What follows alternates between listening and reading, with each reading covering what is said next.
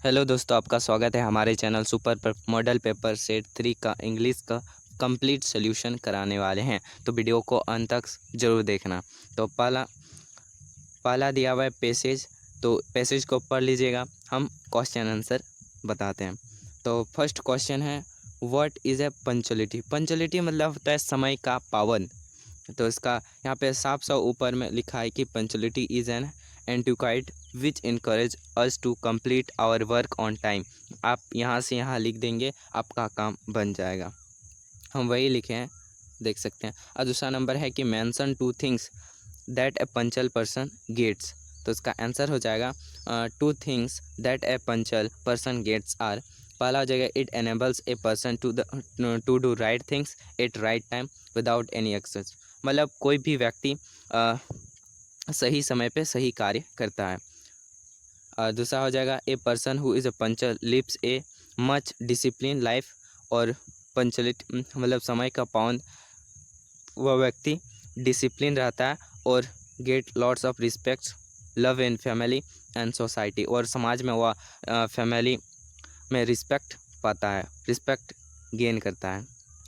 तो दूसरा number answer हो जाएगा। यहाँ पे देख सकते हैं, यहाँ पे साफ साफ लिखा है, यहाँ से लेकर यहाँ तक फर्स्ट हो जाएगा। और दूसरा हो जाएगा यहाँ से a person who punctual lives, यहाँ से यहाँ हो जाएगा। या एक नंबर लिखेंगे, दो नंबर पॉइंट देके लिख सकते हैं। यहाँ पे दो दिया हुआ है, मेंशन टू थिंग्स, तो यहाँ हो जाएगा। तीसरा क्वेश्चन है कि according to the given passage what should be the responsibility of the parents. तो इसका आंसर हो जाएगा, all the parents should understand their responsibilities and help their children in developing punctuality. तो इसका आंसर यहाँ पे दिया हुआ है कि all the parents should understand the responsibility and help their. आप यहाँ से यहाँ तक लेकर लिख सकते हैं। अगला क्वेश्चन की बात करें तो 4 नंबर में दिया, हु बिकम रोल मॉडल्स। तो punctual and successful people become the role model. पंच पंचुअलिटी मतलब आपको बता दिया, समय का पावन होता है और सक्सेसफुल पीपल ही वह रोल मॉडल बनता है। अब 5वां नंबर क्वेश्चन की, who can not get success in life. कौन व्यक्ति जो सक्सेस नहीं होता है जीवन में। तो इसका आंसर हो जाएगा, people who waste their time, जो समय का बर्बाद करते हैं, and do not understand the importance of punctuality, और समय का पावन का दुरुपयोग करते हैं, नहीं समझते हैं। अंडरस्टैंड मतलब नहीं समझते हैं। और कैन नेवर गेट सक्सेस, वो उस व्यक्ति जीवन में सफल नहीं हो पाता है। यहाँ पे साफ साफ लास्ट लाइन में लिखा हुआ है कि पीपल वेस्ट, यहाँ से लेकर आपका यहाँ से तक आंसर हो जाएगा। तो 5 नंबर क्वेश्चन हो गया। 6 नंबर देखते हैं, बोल रहा है कंप्लीट द सेंटेंस। इसमें लिखेंगे, it is important in every work of life and benefit a person in many ways. यहाँ पे साफ साफ ऊपर में पैसेज में लिखा हुआ है, इसको पूरा करना है। आप यहाँ से लेकर यहाँ तक दिया हुआ था, इट इज़ इम्पॉर्टेंट, आपको यहाँ से लेकर इन एवरी वर्क ऑफ, यहाँ से लेकर यहाँ तक आपको लिख देना है और आपका नंबर 1 नंबर मिल जाएगा। और बी नंबर में बोला है कि इट एनेबल्स ए पर्सन, इसमें हो जाएगा कि it enables a person to do right things at the right time without any excuse. यहाँ से लेकर आपका यहाँ से हो जाएगा, इतना आप लिख लेंगे। अगला क्वेश्चन देखते हैं कि 7 नंबर की है, make meaningful sentence in the past tense. मतलब पास्ट टेंस में इसको सेंटेंस बनाना है। तो इनकरेज का क्या होगा, पास्ट टेंस इनकरेज्ड होगा। तो हम सेंटेंस बनाएं कि दिस हैज़ बीन, यहाँ पे दिस नहीं, वी हैव बीन होगा। We have been encourage by government prize since 1904, यानी कि हमें 1904 ईस्वी से सरकारी पुरस्कार से प्रोत्साहित किया जाता रहा है। इसका मीनिंग हो जाएगा। दूसरा हो जाएगा डेवलप का डेवलप्ड होता है। तो आप इसका हो जाएगा कि the cotton industry had also rapidly developed, कपास उद्योग भी तेज़ी से विकसित हुआ है। या अपने मन से भी लिख सकते हैं, लेकिन ये पास्ट टेंस में बोला है, इनकरेज का इनकरेज हो गया और डेवलप का डेवलप्ड हो जाएगा। सेक्शन बी देखते हैं, इसमें आइटम 2 करना है। हम लेटर में से इसको छोड़ देते हैं, 9 नंबर है उसको, 9 नंबर कराएंगे।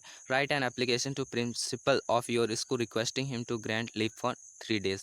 तो देखते हैं, आप 2 लिखेंगे, इसके बाद द हेडमास्टर, इसके बाद अपना स्कूल का नाम, इसके बाद जगह लिखेंगे आपका जो भी। डेट आप लास्ट में भी लिख सकते हैं और आगे भी लिख सकते हैं, कोई दिक्कत नहीं। और सब्जेक्ट में लिखिएगा रिक्वेस्ट टू ग्रांट फॉर, यहाँ पे 4 डेज़ की जगह 3 डेज़ लिख लीजिएगा, आपका काम हो जाएगा। 3 डेज़ लीव सर। इसके बाद लिखिएगा with due to respect and humble submission I beg to say that the wedding ceremony of my elder brothers, मेरे भाई की शादी है, बड़ा भाई की, इज़ ऑन द इतना तारीख को, आप लिख दीजिएगा के हिसाब से तारीख चेंज करिएगा। और I have to attend it so I shall be unable to come to school from इतना टू इतना। आप जब बोले हैं 3 दिन, तो आप अपने हिसाब से डेट दे सकते हैं। आज 1 जून, आप लिख सकते हैं 1 जून से 3 जून तक। एंड लिखेंगे कि I therefore request you to grant leave for above mentioned days, I shall be highly obliged and grateful you for this act of kindness. इसके बाद थैंकिंग यू या योर ओबिडेंट पीपल लिख सकते हैं। और इसके बाद अपना नाम लिखिएगा, इसके बाद क्लास, इसके बाद रोल नंबर, सेक्शन और डेट लिख दीजिएगा। यहाँ पे जगह का नाम नहीं लिखिएगा, आप डेट लिखिए, ऊपर में डेट नहीं लिखिएगा, नीचे में लिख दीजिएगा, आपका काम बन जाएगा। 10 नंबर क्वेश्चन है, right a paragraph on the game I like most और एन आइडल स्टूडेंट। आप लोगों को आइडल स्टूडेंट दिखा देते हैं पैराग्राफ। तो कि I read in town government high school, आप जो भी नाम है अपना नाम दीजिएगा और जगह का नाम दीजिएगा। देयर आर अबाउट 2000 स्टूडेंट, इसके बाद all are good, Ramnath Prasad is the most popular student in my school and he is very intelligent and diligent. He is tall and handsome. He never shrinks from labor. He always stands first in his class. He is very obedient, social, noble, and brave and patient. He takes active part in games and the sports of the school. He is a good player of football and volleyball, especially. He is never absent for the class, and all teachers love him very much. He is sure to rise in the life. He certainly an idle student.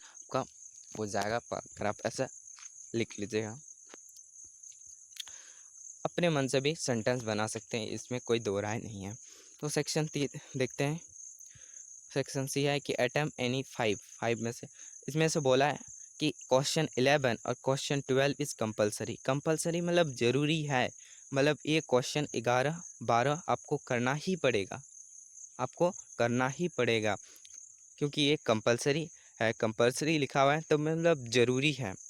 तो question 11 और 12 आप नहीं करिएगा तो आपका इसके बदले में दूसरा नंबर आंसर अगर लिखिएगा तो आपको नंबर नहीं मिलेगा। आपको ये चीज़ें करना ही करना है। आपको कंपलसरी देखिए, क्वेश्चन कोई भी क्वेश्चन 11 13 12 आपको देखेगा कंपलसरी लिखा हुआ है तो आप करिएगा ही करिएगा, नहीं तो आपका नंबर कट सकता है।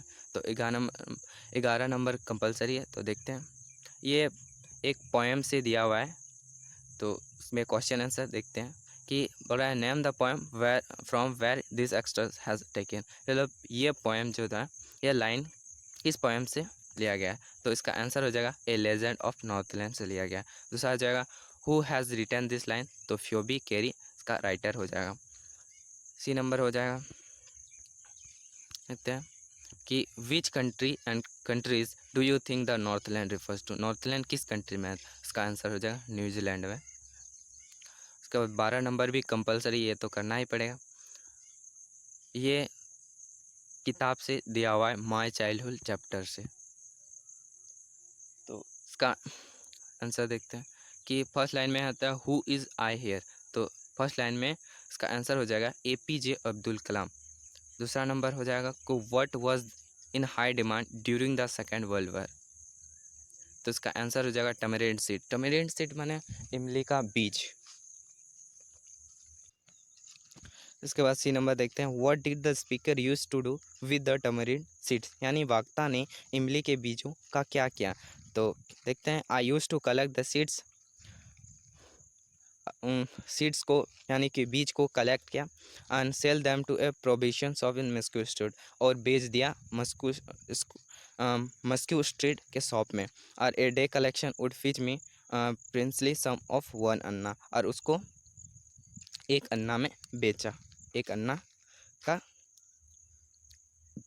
1 अन्ना उसको बेच के मिला। 13 नंबर क्वेश्चन है, can a simple jab of the knife kill a tree, why and why not? क्या चाकू की साधारण सी प्रहार किसी पेड़ को मार सकती है, क्यों और क्यों नहीं? तो इसका आंसर हो जाएगा कि simple jab of the knife can not kill a tree because new branches and leaves sprout and grow to its formal size. तो इसका आंसर हो जाएगा, हिंदी में देखते हैं कि चाकू की साधारण प्रहार एक पेड़ को नहीं मार सकती क्योंकि नई शाखाएं और पत्तियां अंकुरित होकर अपने पूर्व आकार की हो जाती हैं।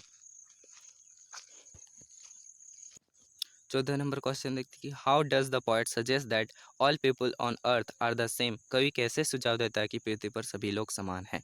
यानी कि ये क्वेश्चन जो था, ये क्वेश्चन सेट 2 में भी था।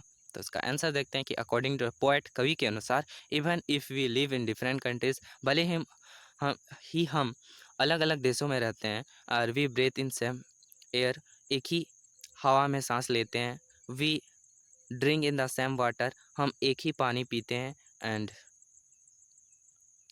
यहाँ पे हो जाएगा and we live on same planet, और हम एक ही ग्रह में रहते हैं। This all people on the earth are the same, यह सब लोग पृथ्वी पर समान हैं।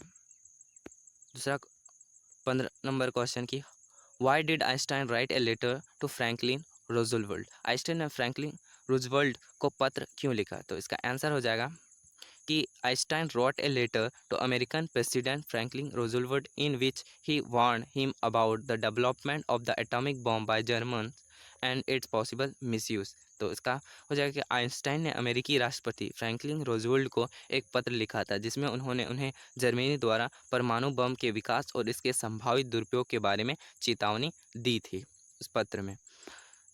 16 नंबर क्वेश्चन की बात करें तो why was the holy man who gave Santosh mother his blessing surprise? Santosh की माँ को आशीर्वाद देने वाले पवित्र व्यक्ति को आश्चर्य क्यों हुआ? तो इसका आंसर हो जाएगा the holy man was surprise because Santosh grand mother wish to bless for a daughter which was contrary to every mother. तो हिंदी में हो जाएगा एवरी मदर विश। तो पवित्र व्यक्ति आश्चर्यचकित था क्योंकि संतोष की दादी ने एक बेटी के लिए आशीर्वाद देने चाहा जो हर माँ की इच्छा के विपरीत थी। 17 नंबर क्वेश्चन देखते हैं कि what are the 2 strange things the guru and his disciple find in the kingdom of fools? मूर्खों के साम्राज्य में 2 ऐसी विचित्र चीज़ें हैं जिन्हें गुरु और शिष्य पाते हैं। तो इसका आंसर हो जाएगा फर्स्ट थिंग, पहली बात हो जाएगा the guru and the disciple find the people working during the night and sleep during the day. यानी कि पहली बार गुरु और शिष्य रात में काम करने वाले लोगों को देखते हैं और दिन में सोते हैं। आप लोग के लिए हिंदी इसलिए लिखे हैं कि आप लोग आसान हो पढ़ने में, कोई को बहुत दिक्कत होता है इसलिए आप लोग की वजह से लिखे हैं। सेकेंड थिंग हो जाए they find the same price of all things available in his kingdom. तो साथ जगह दूसरी बात, वे उसके राज्य में उपलब्ध सभी चीज़ों की समान कीमत पाते हैं। 18 नंबर क्वेश्चन देखते हैं व्हाट वाज ब्राह्मण मास्टरपीस एंड व्हाट मेक्स शू से सो? ब्राह्मण की उत्कृष्ट कृति क्या थी और शू ने ऐसी क्या कहती है? तो इसका आंसर देखते हैं कि the last leaf painted on the wall in a masterpiece of ब्राह्मण Johnsy was convince that she would die with the falling of the last leaf on the, यहाँ पे outside हो जाएगा, ये भी नहीं होगा। she had lost the will to live। Brahman painted a leaf on the wall at night। he painted last leaf there giving the impression of the real leaf। in the morning Johnsy saw the last leaf out of the window। he will to live has turned। she started to recover। ये हिंदी में बताएंगे। तो ये first question का है what was ब्राह्मण से, ये आंसर हो जाएगा। दूसरा नंबर कि व्हाट वाज मेक्स यू से, उसका यहाँ से शुरू हो जाएगा।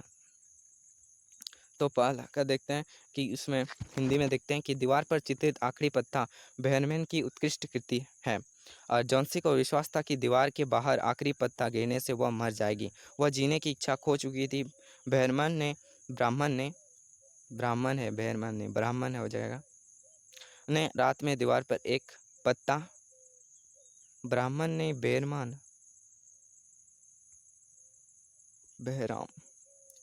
दिया हुआ है, वही होगा सर, ने रात की दीवार पर एक पत्ता पेंट किया। उन्होंने असली पत्ता का आभास देते हुए आखिरी पत्ते को वहां चित्रित किया और सुबह जॉन्सी की खिड़की से आखिरी पत्ता देखा तो जीने की उसकी इच्छा बदल गई, वह ठीक होने लगी थी।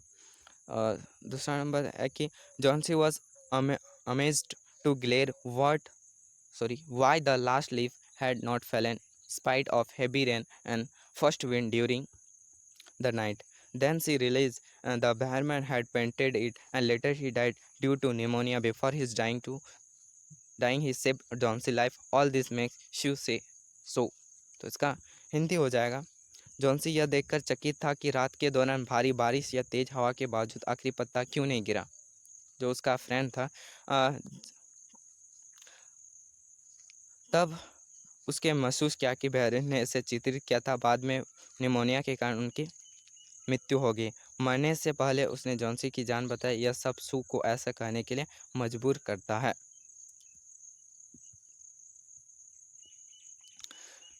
तो अगला क्वेश्चन देखते हैं 19 नंबर की, how was Prashant teenagers been able to help the people of his village. एक किशोर मतलब किशोर अवस्था, 13 से 18 वर्ष के, इसको किशोर अवस्था कहते हैं। अवस्था की एज में प्रशांत अपने गांव के लोगों की सहायता करने में सक्षम कैसे हुआ है। तो इसका आंसर देखते हैं, प्रशांत has been able to help the people of village to organize a group of youth and elders to provide them rice. He makes a group of volunteers to clean the dirt, urine, vomit and corpses. He also made a shelter for the orphaned children. He found that women and children were in the trouble. He persuaded women to join the food for work program.